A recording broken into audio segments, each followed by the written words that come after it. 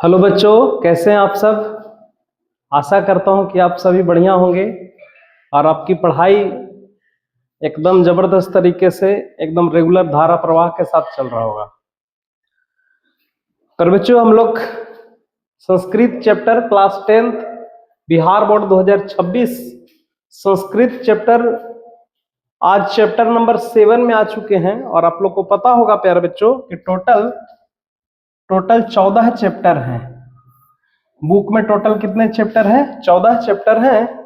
और उन 14 चैप्टर में हम लोगों ने पिछले 6 चैप्टरों को अच्छे से किया। आज हम लोग चैप्टर नंबर 7 को पढ़ेंगे और समझेंगे भी।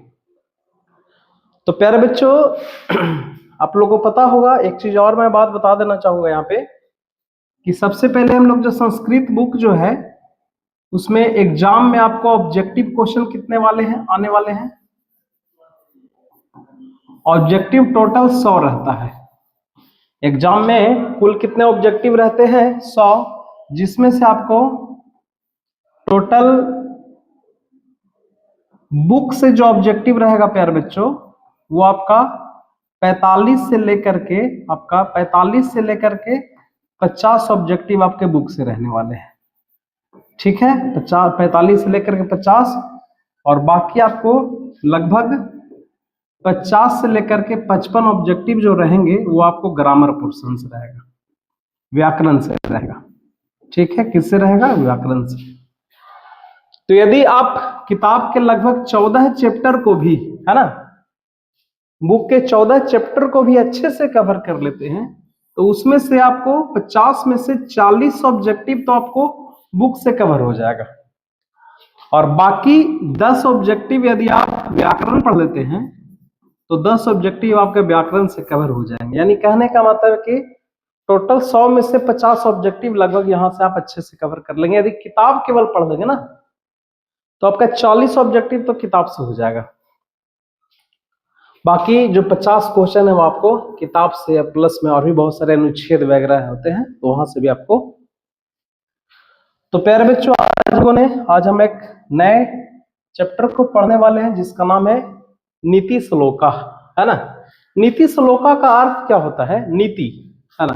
नीति कहने का मतलब है कि आप सुने होंगे कि जैसे मान ली जाए किसी व्यक्ति को, मान लीजिए आप 1000 रुपया दे दिए, है ना। कितने रुपया दे दिए?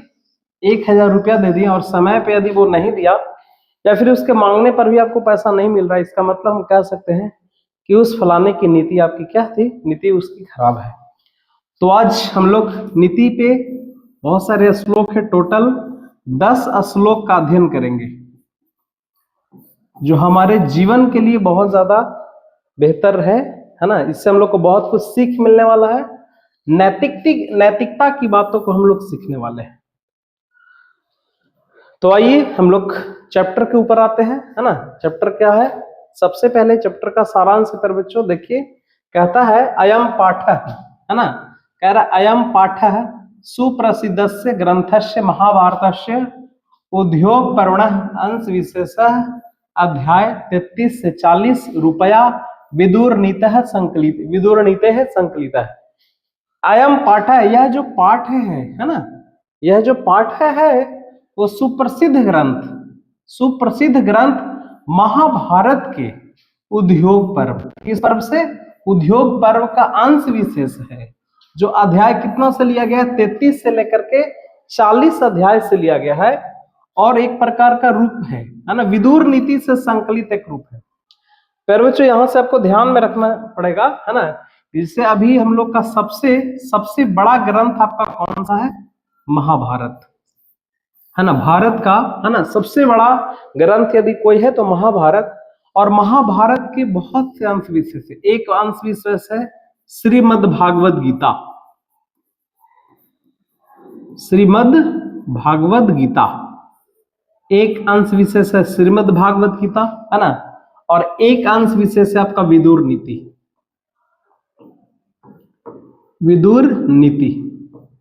और इसी विदुर नीति से हम लोग ये जो अंश विशेष लिया गया है नीति श्लोक है, नीति श्लोक इसी विदुर नीति से लिया गया है,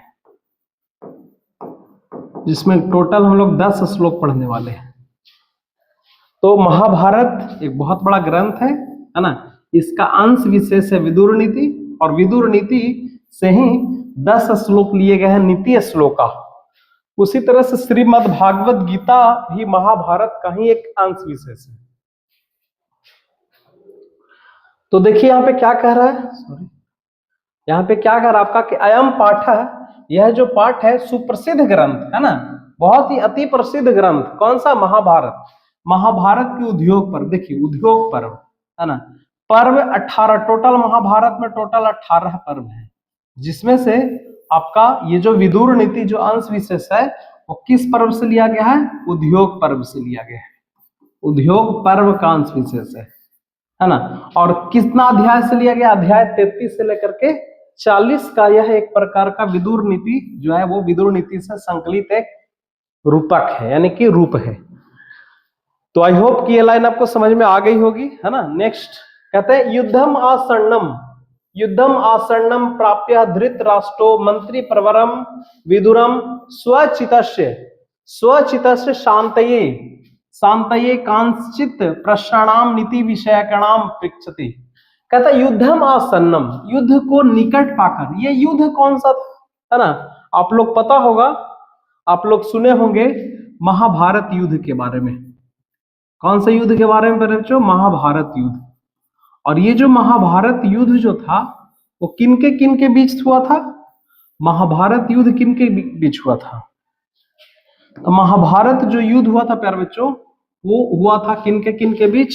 पांडव के बीच और कौरव के बीच। किनके बीच हुआ था? पांडव और कौरवों के बीच, है ना। पांडव के तरफ से कौन थे? पांडव के तरफ से पांडु थे, पांडु सबसे मेन राजा हुए थे। और कौरव के तरफ से जो राजा हुए थे उनका नाम था आपका धृतराष्ट्र। कौन थे? धृतराष्ट्र। और धृतराष्ट्र, पांडव के 5 पुत्र हुए। पांडव के कितने पुत्र हुए थे? पांडव के 5 पुत्र हुए जो पांडव कहलाए, और धृतराष्ट्र के टोटल 101 पुत्र हुए जो कौरव कहलाए। प्यारे बच्चों ध्यान में रखिएगा, ये जो धृतराष्ट्र थे वो अंधे थे, है ना। ये धृतराष्ट्र क्या थे? धृतराष्ट्र अंधे थे। अब सोच के देखिए, अंधे व्यक्ति महाभारत युद्ध को कैसे देखेगा? तो इनके एक प्रवर मंत्री थे, इनके एक प्रसिद्ध मंत्री थे जिनका नाम था विदुर। जिनका क्या नाम था? विदुर। और यही विदुर पल पल की खबर को किसको देते थे? धृतराष्ट्र। धृतराष्ट्र पूछते थे कि बताओ विदुर क्या हो रहा है? विदुर बोलते थे गुरुजी महाराज अभी युद्ध चल रहा है ना। तो जितने भी प्रश्न पूछा गया है धृतराष्ट्र के द्वारा वो सब का आंसर कौन दिए हैं? विदुर दिए हैं। तो आई होप महाभारत के बारे में आपको कुछ पता होगा, ठीक है। आइए तो हम लोग चलते। कहते युद्धम आसन्न प्राप्ति है, युद्ध को निकट पाकर धृतराष्ट्र, है ना, अपने मंत्री प्रवर, मंत्री प्रसिद्ध विदुर से स्वचित्त, अपने चित्त की शांति के लिए, स्वचित्त शांति, अपने चित्त की शांति प्राप्त करने के लिए कांसचित प्रश्नानाम नीति विषयकाणाम पृच्छति, है ना। अपने चित्त की शांति, है ना, अपने चित्त की शांति प्राप्त करने के लिए नीति के विषयों पर, किसके विषय पर? नीति के विषय पर क्या करते हैं? प्रश्न को पूछते हैं। कौन पूछते हैं पर बच्चों? धृतराष्ट्र। युद्धम आसन्नम, युद्ध को निकट पाकर धृतराष्ट्र अपने मंत्री प्रवर विदुर से अपने स्वचित्त की शांति प्राप्त करने के लिए प्रश्न पूछते हैं, है ना। प्रश्नानाम नीतिक विषयाणाम पृच्छति, नीति के विषय पर क्या करते हैं? प्रश्न। यहां से देखिए ऑब्जेक्टिव आता है। सबसे पहला ऑब्जेक्टिव कि जो विदुर नीति है वो किस ग्रंथ का है? किस ग्रंथ का अंश विशेष है? तो किस ग्रंथ का? महाभारत। विदुर नीति किस ग्रंथ का अंश विशेष है पर बच्चों? महाभारत का। या फिर विदुर नीति किस पर्व से लिया गया है? किस पर्व से लिया गया है? उद्योग पर्व। किस पर्व से? उद्योग पर्व से लिया गया है ना। या फिर धृतराष्ट्र किनसे प्रश्न पूछते हैं? धृतराष्ट्र किनसे पूछते हैं? तो धृतराष्ट्र जो प्रश्न पूछते हैं वो किनसे पूछते हैं? विदुर से पूछते हैं। उसी तरह से किसकी शांति के लिए? अपने चित्त की, है ना, अपने चित्त की शांति के लिए क्या पूछते हैं? प्रश्न पूछते हैं। तो बहुत सारे क्वेश्चन यहां से बनेंगे। आगे कहता है तेसाम समुचित उत्तरम विदुरो ददाति, उनके सभी प्रश्नों का उत्तर, है ना, उनके सभी प्रश्नों का उत्तर कौन देते हैं? विदुर देते हैं। तदैव, इस प्रकार प्रश्नोत्तर रूपम ग्रंथ रत्नम विदुर नीति। और वही ये जो प्रश्न उत्तर का जो रूप है, ये जो ग्रंथ है, इसी को क्या कहा गया है? विदुर नीति। तो पूछा गया है, क्वेश्चन करेगा कि विदुर नीति किस प्रकार का ग्रंथ है? तो प्रश्न और उत्तर के रूप में एक प्रकार का क्या है? ग्रंथ है। प्रश्न कौन पूछते हैं? धृतराष्ट्र। और उसका जवाब कौन देते हैं? उनके मंत्री विदुर उसका क्या करते हैं? जवाब देते हैं। इयमपि, यह भी भगवद गीतेव महाभारतस्य अंगम अपि स्वतंत्र ग्रंथा रूपा वर्तते। कहते यह भी भगवद गीता की तरह महाभारत का एक अंग के रूप में स्वतंत्र ग्रंथ है। कौन? विदुर नीति। विदुर नीति भी एक प्रकार का क्या है? ग्रंथ है, जो किस रूप में है? महाभारत के अंश विशेष के रूप में, महाभारत का एक अंग है, जो भगवद गीता की तरह भी एक प्रकार का ग्रंथ है। तो आई होप कि यहां तक आपको क्वेश्चंस आपको समझ में आ गया होगा, क्या क्या यहाँ पे बताया गया। सबसे पहले आपको ध्यान में रखना है कि विदुर नीति जो है वो किस पाठ से लिया गया है ना? तो नीति श्लोका पाठ से लिया गया है। नीति श्लोका पाठ में, है ना, देखिए यहां से बहुत सारे ऑब्जेक्टिव बनेंगे। सबसे पहले विदुर नीति किस पाठ से लिया गया है? फिर बच्चों, विदुर नीति किस पाठ से लिया गया है? नीति श्लोका पाठ से, है ना, नीति श्लोका। उसके बाद यहां से क्वेश्चन आ सकता है कि नीति श्लोका पाठ में कुल कितने श्लोक हैं? टोटल 10 श्लोक हैं। विदुर नीति किसका ग्रंथ है? किस ग्रंथ का अंश विशेष है? महाभारत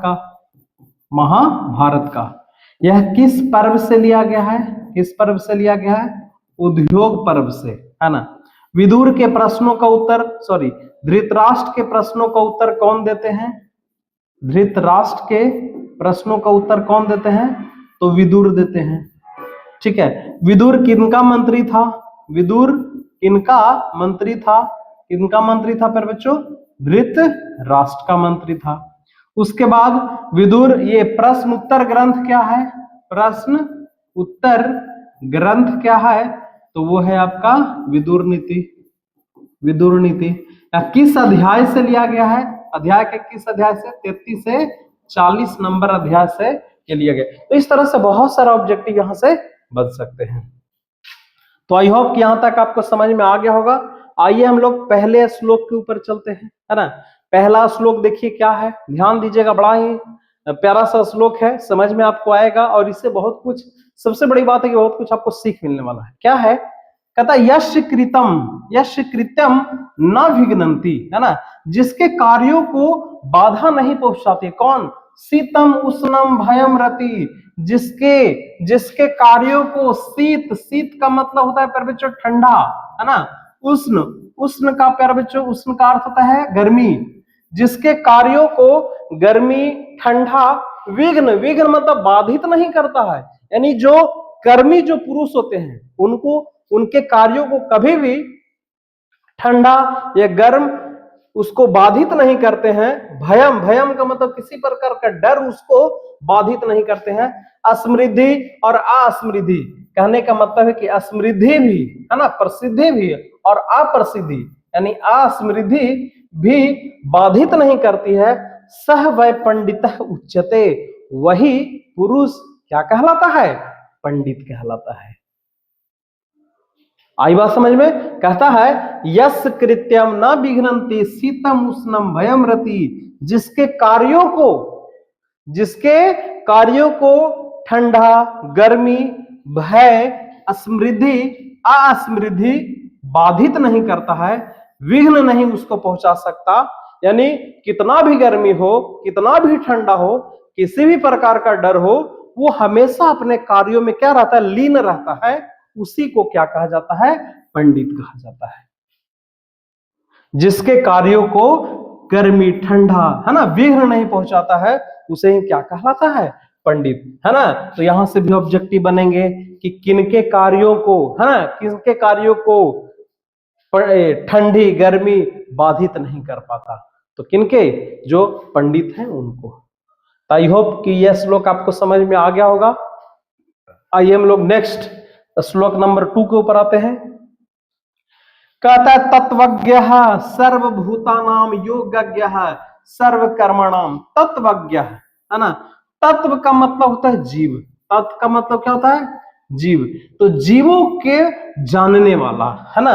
सर्वभूतानाम सभी, है ना, सभी जीवों के तत्व को जानने वाला, योगज्ञ योग को जानने वाला, सर्वकर्मणः सर्व सभी प्रकार के कामों को जानने वाला, उपायज्ञ सभी मनुष्यों के उपायज्ञो मनुष्यानाम नरः पंडितः उच्यते। कहता है कि सभी जीवों के तत्व को जानने वाला, सभी जीवों के योग को जानने वाला, है ना, और सभी के कर्मों को जानने वाला और सभी मनुष्यों के उपायों को जानने वाला को, उस पुरुष को ही क्या कहा जाता है? पंडित कहा जाता है।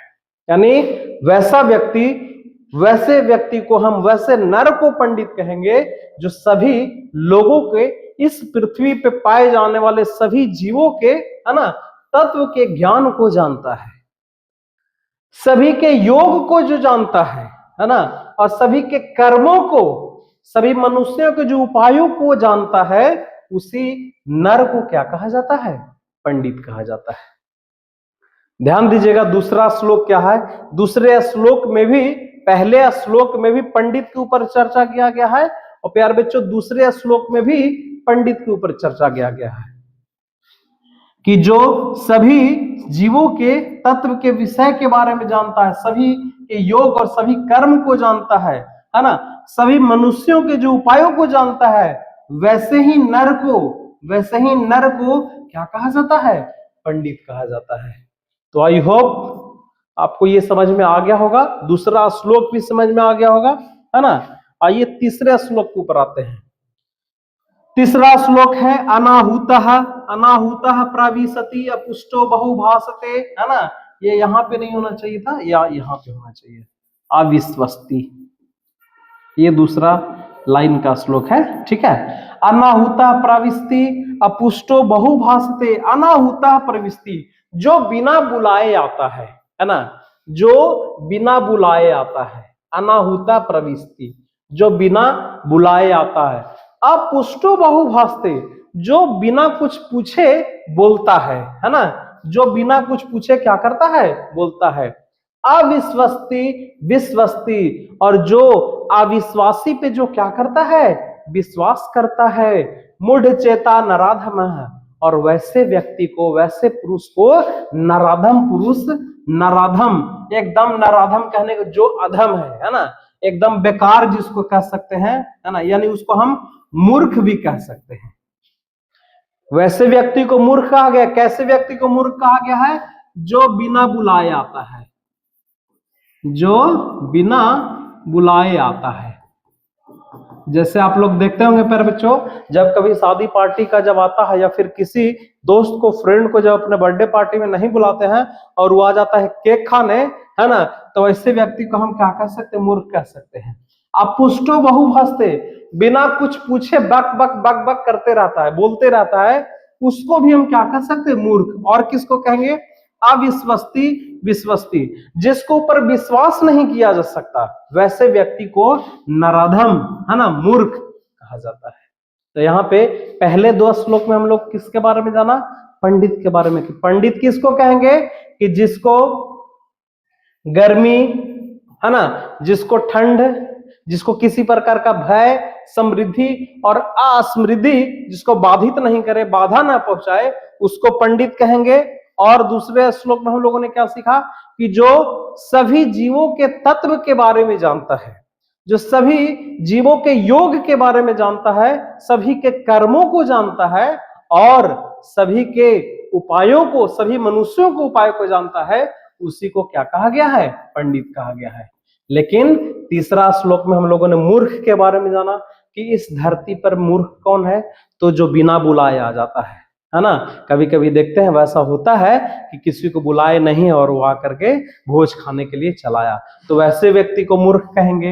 हाँ, जो बिना बोलते, बिना पूछे, है ना, जो बिना पूछे बहुत बोलता है, वैसे व्यक्ति को भी हम क्या कहेंगे? मूर्ख कहेंगे।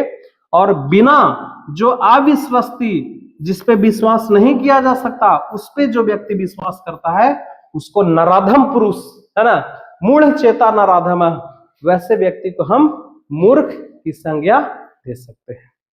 तो आई होप कि तीसरा, है ना, तीसरा श्लोक भी आपको अच्छे से समझ में आ गया होगा। आइए हम लोग नेक्स्ट श्लोक के ऊपर चलते हैं। श्लोक नंबर 4 क्या है बच्चों? कहता त्रिविधम त्रिविधम नरकस्य द्वारम नाशम आत्मनम। त्रिविधम, त्रिविधम का मतलब है कि 3 विद्या है। कितनी विद्या है? 3 विद्या। किसके? नरकस्य द्वारम, नरक के 3 द्वार हैं प्यारे बच्चों। नरक के कितने द्वार हैं?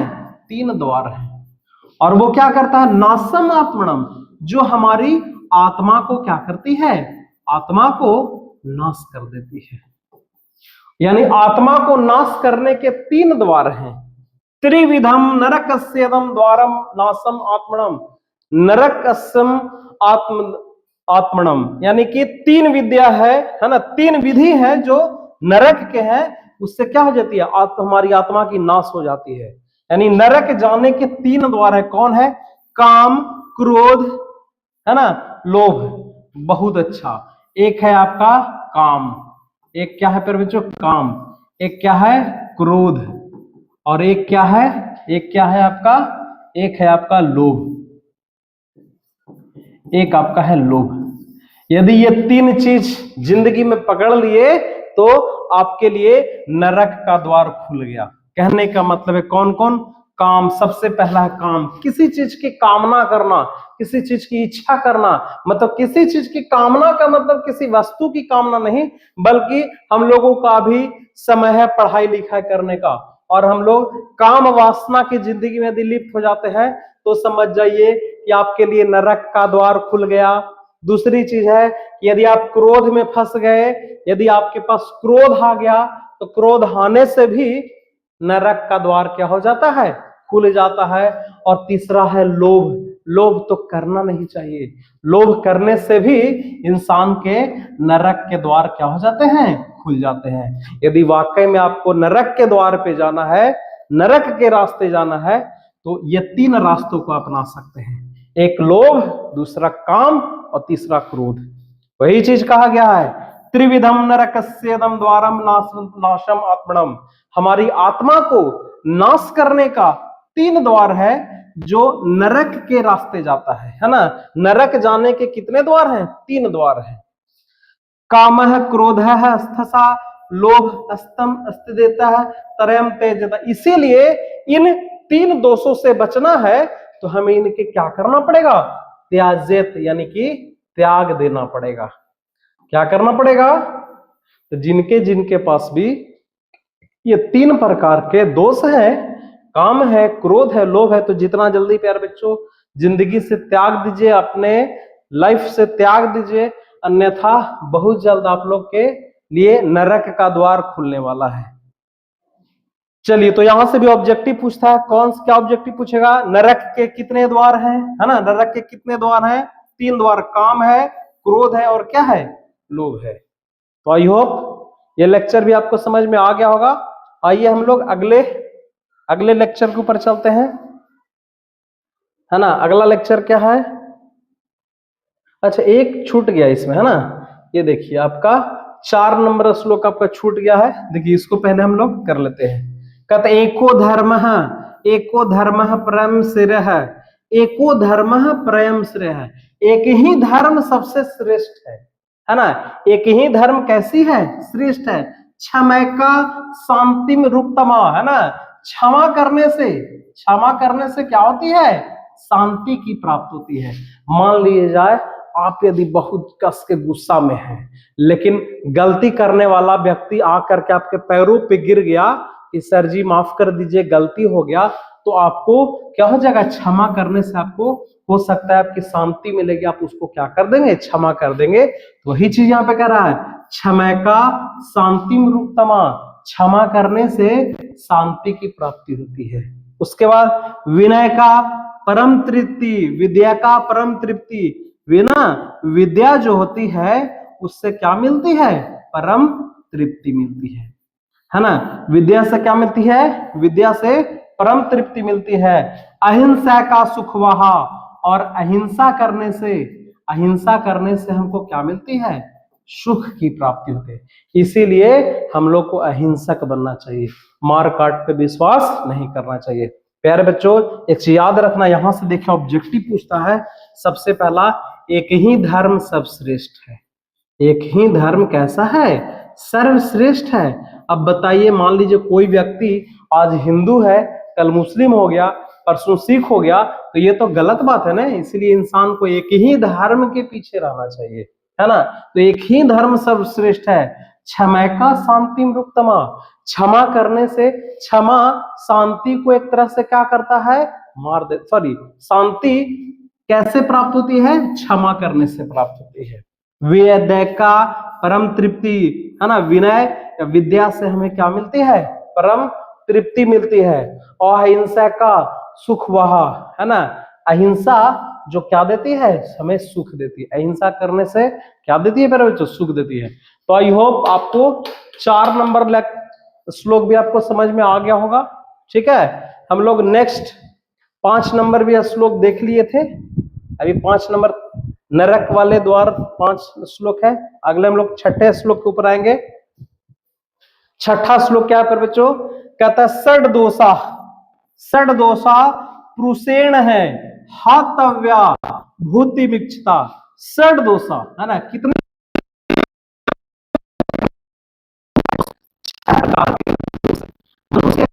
बच्चों? 6 दोष हैं। पुरुषेण हातव्या भूति मिक्षता, जो मनुष्यों को क्या करना चाहिए? त्याग देना चाहिए।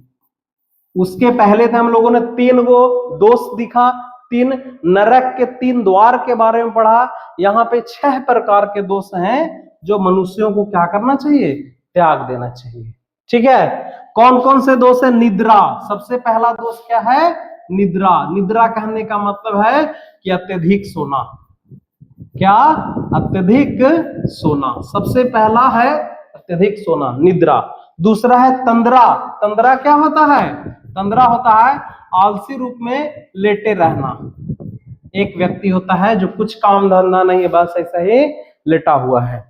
भयम, भय, भय का मतलब होता है प्यारे बच्चों डर। हमें डर को भी त्यागना पड़ेगा। क्रोध, क्रोध तो बहुत जरूरी है। जीवन में यदि क्रोध आ गया तो कभी भी सफलता हाथ नहीं लगेगी।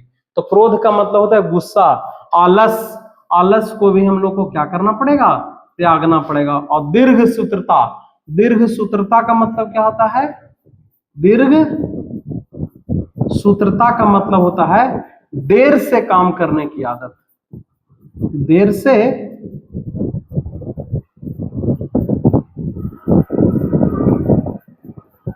काम करने की आदत, है ना।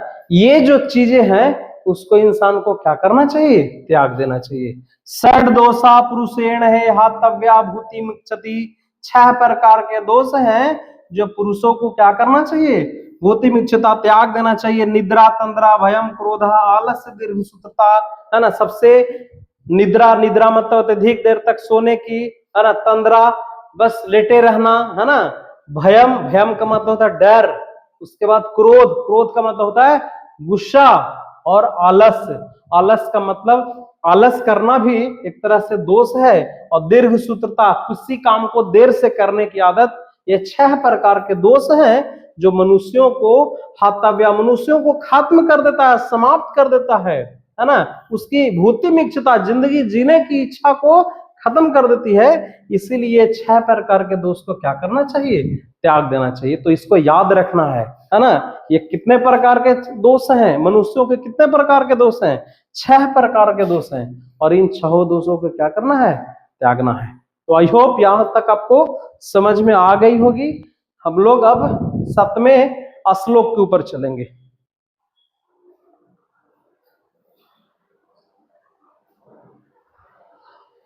तो प्यारे बच्चों 7वां श्लोक क्या है देखिएगा। नेक्स्ट है सत्येण रक्षते धर्मो, है ना। सत्येण रक्षते धर्मो, धर्म की रक्षा किससे होती है? धर्म की रक्षा होती है प्यारे बच्चों सत्य से। सत्येन रक्षते धर्मो विद्या योगेन रक्षते, है ना। योग विद्या की रक्षता, विद्या की रक्षा किससे होती है? योग से होती है। यानी योग का मतलब होता है अभ्यास। यदि आप अभ्यास करते हैं तो इससे विद्या की रक्षा होती है। सत्येन रक्षते धर्मो, धर्म की रक्षा सत्य से होती है। विद्या योगेन रक्षते, है ना, विद्या की रक्षा योग करने से होती है, अभ्यास करने से होती है। मिर्जया रक्षते रूपम, रूप की रक्षा किससे होती है?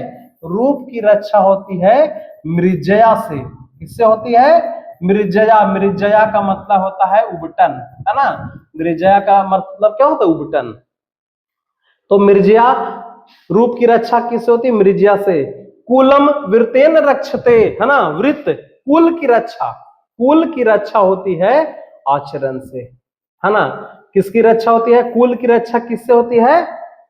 कुल की रक्षा कुलम वृतेन रक्षते, है ना, आचरण से कुल की रक्षा होती है। यहाँ पे 4 बात है जिसको ध्यान में रखना है। ऑब्जेक्टिव क्वेश्चन पूछता है कि धर्म की रक्षा किससे होती है? सत्य से, है ना। विद्या की रक्षा किससे होती है? पर बच्चों, विद्या की रक्षा किससे होती है? योग से। योग यानी अभ्यास करने से विद्या की रक्षा होती है। और धर्म की रक्षा किससे होती है? तो धर्म की रक्षा सत्य बोलने से होती है। मिर्जया रक्षते रूपम, है ना। रूप की रक्षा किससे होती है? तो रूप की रक्षा जो होती है वो मिर्जया से होती है। और रूपम कुलम वीरतेन रक्षते, है ना, कुल की रक्षा, कुल यानी वंश की रक्षा आचरण से होती है। आप लोग सुने होंगे कि कैसा व्यक्ति वो कुल में कितना दुराचारी निकल गया, आचरण से हीन निकल गया कि पूरे कुल को क्या कर दिया? नाश कर दिया, खत्म कर दिया। तो आपको ये श्लोक भी समझ में आ गया होगा। ये चारों यहां से ध्यान में रखना है, पूछता है क्वेश्चन में, है ना, कि विद्या की रक्षा किससे होती है? योग करने से, है ना, अभ्यास करने से। धर्म की रक्षा किससे होती है? सत्य से होती है ना। रूप की रक्षा किससे होती है पर बच्चों? मृजया से होती है। और कुल की रक्षा किससे होती है? तो आचरण से होती है। तो आई होप ये श्लोक भी आपको समझ में आ गया होगा। ठीक है, हम लोग नेक्स्ट क्वेश्चन नंबर श्लोक नंबर 8 के ऊपर चलते हैं। श्लोक नंबर 8 क्या है? देखिए, श्लोक नंबर 8 कहाँ गया?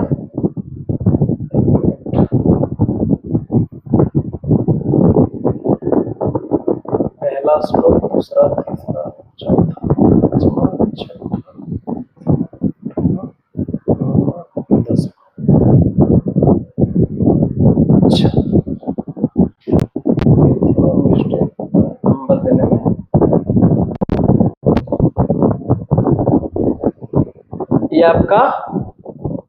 ये आपका पहला श्लोक था। ठीक है, फिर ये आपका दूसरा श्लोक था, फिर ये आपका तीसरा श्लोक था, फिर ये आपका चौथा श्लोक था,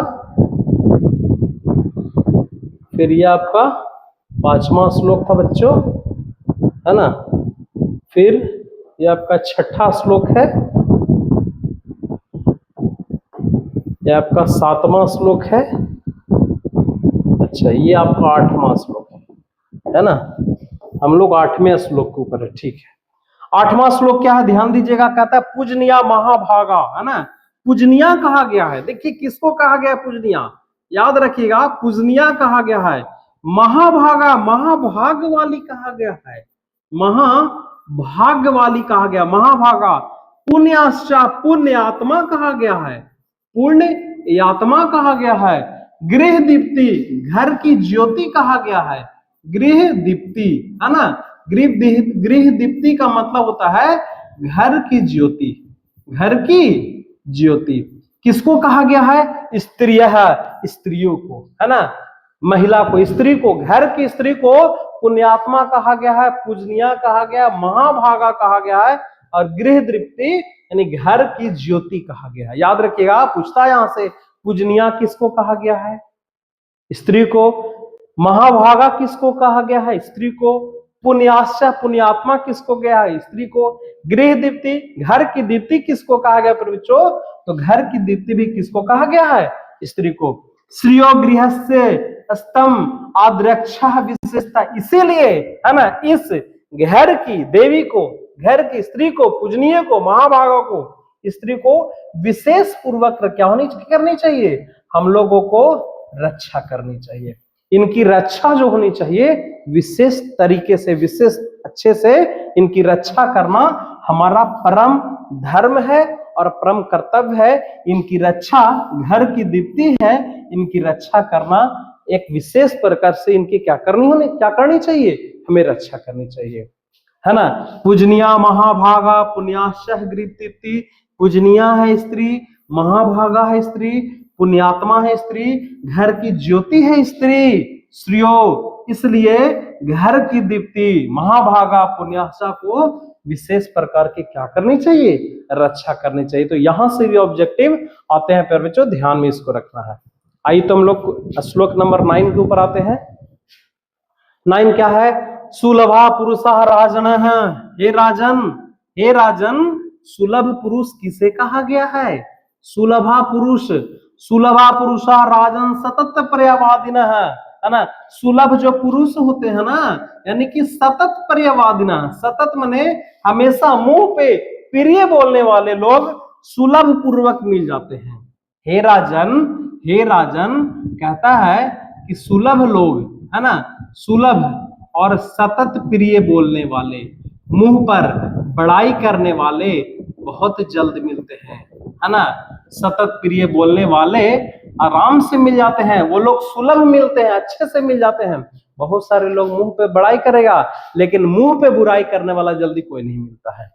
अप्रियस्यः तु पथस्यः वक्ता श्रोता च दुर्लभ, अप्रिय बोलने वाले, है ना, जो व्यक्ति अप्रिय बोलता है, अप्रिय बोलने वाले और अप्रिय सुनने वाले बड़ा दुर्लभ है, इनका मिलना जीवन में बड़ा दुर्लभ है।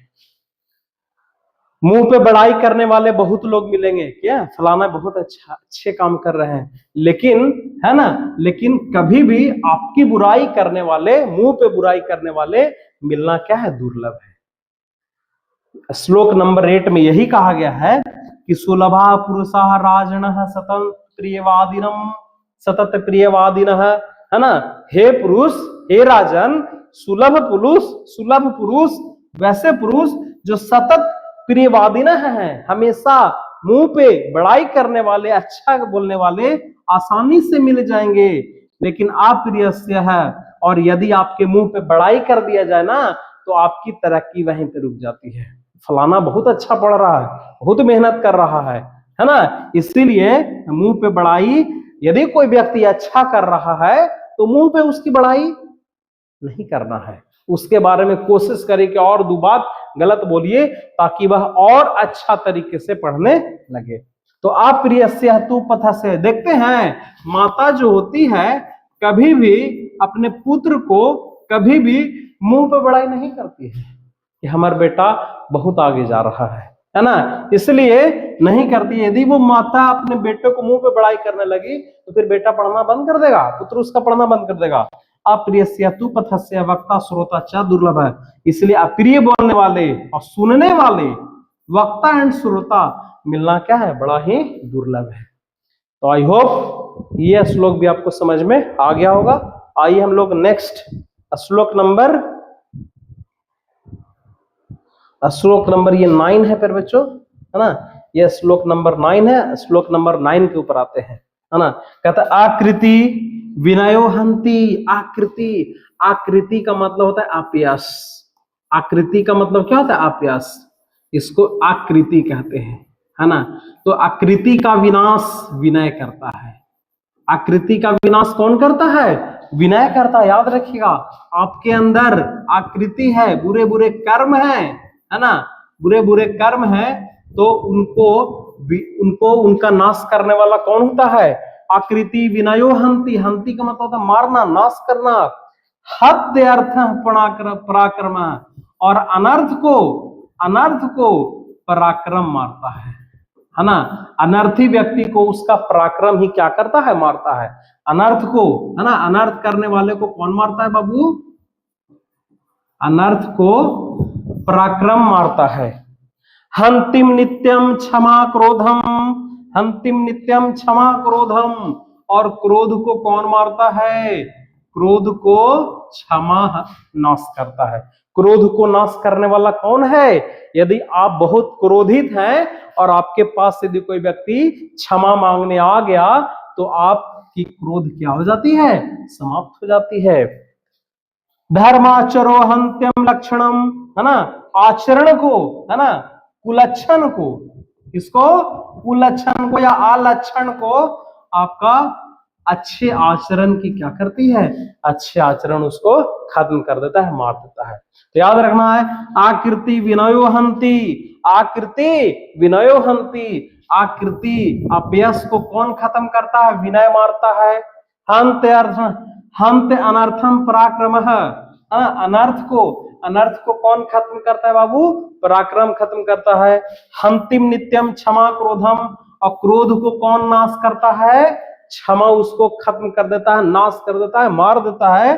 और धर्माचरो हंत्यम लक्षणम, आलक्षण को उसका सही आचरण उसको क्या करता है? मार देता है।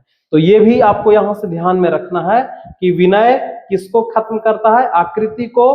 पराक्रम किसको खत्म करता है? पराक्रम किसको खत्म करता है फिर बच्चों? अनर्थ को, है ना। क्षमा किसको खत्म करता है? क्रोध को खत्म करता है। और आचरण आलक्षण को या कुलक्षण को क्या करता है? नाश कर देता है। नेक्स्ट आइए हम लोग 10वें श्लोक के ऊपर आते हैं। अच्छा 10वां श्लोक भी आपका सेम ही था। अच्छा ये आपका 8वां, ये 9वां श्लोक था। हम लोग ये जो पढ़े हैं एक श्लोक दोबारा आ गया है ना, ये आपका,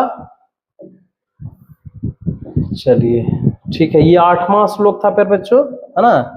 ये आपका 9 नंबर श्लोक था। और बाकी ये जो श्लोक था आपका कौन सा श्लोक था? और ये जो श्लोक था वाकई में ये आपका 10वां श्लोक था। तो हम लोगों ने पूरा का पूरा कितना श्लोक को पढ़ दिया? 10 श्लोक को पढ़ दिया। यहाँ से बहुत सारे ऑब्जेक्टिव आते हैं, है ना। कॉपी पेन पे आप लोग किए जरूर होंगे इस ऑब्जेक्टिव को, तो इसमें आपको ध्यान में रखना है। बहुत सारे ऑब्जेक्टिव है, उसको ध्यान में रखना है, ठीक है। और बाकी मैं इसका ये आज हम लोगों ने इस चैप्टर का, चैप्टर नंबर 7 का संपूर्ण अर्थ को पढ़ा। अगले क्लास में, अगले लेक्चर में इसी चैप्टर से रिलेटेड कुछ ऑब्जेक्टिव को लेकर के आएंगे, है ना। कुछ प्रश्न को लेकर के आएंगे जिसमें 2 नंबर का प्रश्न रहेगा और ऑब्जेक्टिव का क्वेश्चन रहेगा, ठीक है। इस वीडियो को अच्छे से पढ़िए। आशा करता हूं आज का ये क्लास, आज का ये चैप्टर नंबर 7 जो हम लोग पढ़े वो आपको अच्छा लगा होगा। और अच्छा लगा तो आप वीडियो को लाइक करिए प्यारे प्यारे बच्चों, और अपने परिवार के पास, अपने दोस्त लोग के साथ, फ्रेंड लोग के साथ इस चीज को शेयर करिए। और मिलेंगे फिर से हम आपको अगली वीडियो में। तब तक के लिए खूब मन लगा कर पढ़िए, जी जान लगा के पढ़िए आपको, क्योंकि मैट्रिक में बहुत अच्छा, बोर्ड में अच्छे नंबर लाना है। चलिए थैंक यू प्यारे बच्चों, थैंक यू वेरी मच। मिलेंगे अगले क्लास में। Thank you.